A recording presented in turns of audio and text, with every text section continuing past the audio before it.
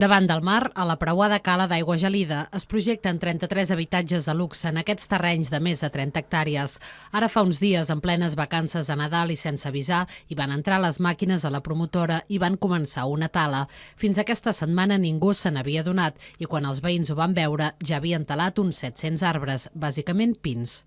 L'Ajuntament ja ha dit que la tala és il·legal i que el primer dia hàbil vindran els inspectors per aturar els treballs i iniciar els tràmits per sancionar-los. Tot i que les cases que s'hi construiran ja s'anuncien, els promotors no tenen els permisos per urbanitzar, ja que el projecte encara s'està tramitant i no se sap si se'ls acabarà concedint. No diem que això no es farà ni que això es quedarà tal com està. Nosaltres diguem només que hem de fer el pas a pas.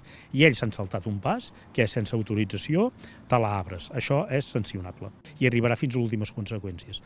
Els ecologistes exigiran responsabilitats i una actuació per reparar el dany que s'ha fet al bosc. Ara ja hem malmès, en pocs dies, en plenes vacances, quan la gent està distreta, etc.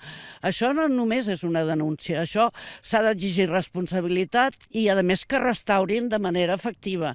No només amb 4 pinets, que és com quan restauren, sinó amb alzines i que les cuidin fins que creixin i això torni a ser un bosc mediterrani com era abans. En els pròxims dies presentaran una denúncia a la Fiscalia de Medi Ambient. Neus Santamaria, TV3, Palafrugell.